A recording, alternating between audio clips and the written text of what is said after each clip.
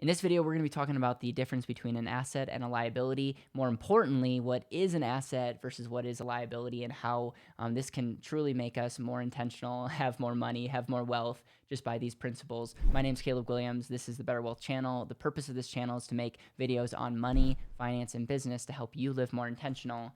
And I can't think of a more intentional way to think about investing to actually understand the difference between what is an asset and what is a liability. It's really the paradigm between how we think of investment. So if you type into Google, an asset, what is an asset? You'll get like Investopedia will say an asset is anything of value.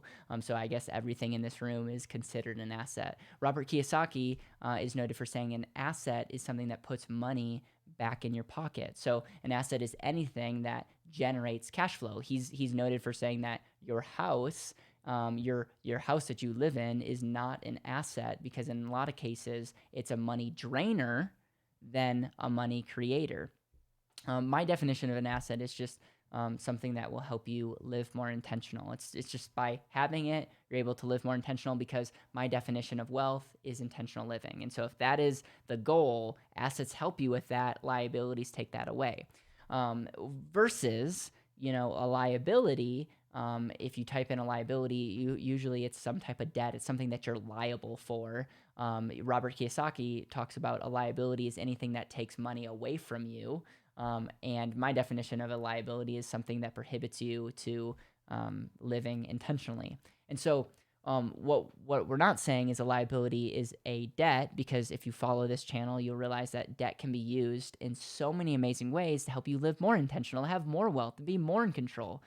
But debt could also be a liability if it's bad debt, if it's taking you away from doing all of those things that I just said. And so the real quick check mark that I have is this activity that I'm doing with my time and with my money? Those are the main two. I mean, you could also look at your abilities and the people that you're hanging out with, but is what I'm doing with my time and my money helping me get closer to where I really want to go? Is it helping me live more intentional, whatever that means for you? Is it generating wealth? Is it generating cash flow? Is it giving me more control? Is it eliminating the risk? And if the answer is yes to all that, I don't care whether you're buying a house that you're living in, or whether you're buying a car, or whether you're buying, land to flip, or whether you're buying an option contract. That's an asset, because you're putting your time and money into something that's helping you get closer to where you want to go. Versus, I think some of you might even think that you're investing in an asset, whereas the result is it's taking you away from actually living intentionally. It's taking you away from having wealth. It's eliminating cash flow. It's giving you less control. And as a result, you're investing in an actual liability. And so to make this very simple, there's a lot of things that we could put our money in. And one of the exercises that we do is we have we call it just an investment DNA checklist, where we will just ask questions, because a lot of times it's not as simply as saying if you invest in me, you're going to live intentionally. We have to think deeper, and we have to say, okay, what is the actual result that I'm getting by putting my time and money into something? But this is really the exercise that we go through. And so when it comes to, buying a car, the question is that car helping you get closer to where you want to go, or prohibiting you, or putting a drag on helping you get to where you need to go? And a lot of times it's what is the reason you're making that decision? And are you buying that car to impress Susie or John or your neighbors or your parents or your friends? Is your identity tied up in that purchase? And if that means the world to you, and if that's what you want to do, go for it. But really audit intentional living, audit your decision-making process.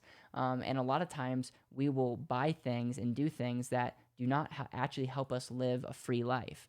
Robert Kiyosaki is noted for saying that you are financially free when you have enough cash flow coming in to pay for your expenses. I like to say you're financially free when you have enough cash flow coming in to live intentionally. I know the intentional living is maybe a cop-out, but for some people watching this, you can be intentional with $5,000 a month. You're very minimalistic and you're very happy, and $5,000 a month will generate amazing life for you. For some people, intentional living might cost you $1 million a month doesn't make you a bad person, but you want to live that kind of lifestyle, you might want to be radically generous. And so who am I to tell you what you should do? You should really determine that, and then you should be doing with your time and money into getting that result. So I know that this was kind of like a mini rant on what an asset is and what a liability is. You could, take Investopedia's definition and essentially say anything that has a, net worth, has a value as an asset. I lean towards the Robert Kiyosaki's concept of an asset generates cash, but I like to go one step further and say, what if an asset doesn't just generate cash flow, which is a great thing, but it helps us get closer to where we want to go. And examples of this could literally be a video camera. I'm able to share this video that's going to help grow our business, that's going to help me connect with people, that might help inspire one person to live a more intentional life, which is one of my goals. So this video camera could be the best asset, and maybe I'm investing in a team to help make videos. And as a result of me being in the studio making videos, that result is not only getting me more money, helping me live more intentional, creating a leveraged life.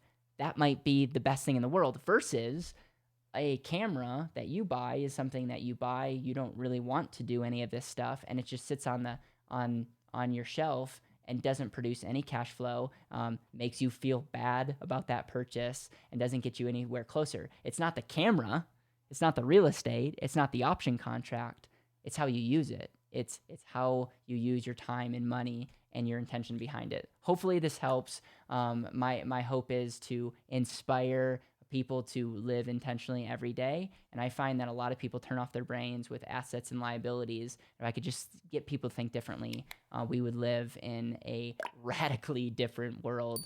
And if this video helped change your thinking, or if you have a comment on what an asset is versus a liability, or if you have just a funny story on you buying a liability, make sure to comment below. I would love to hear from you and hear your thoughts.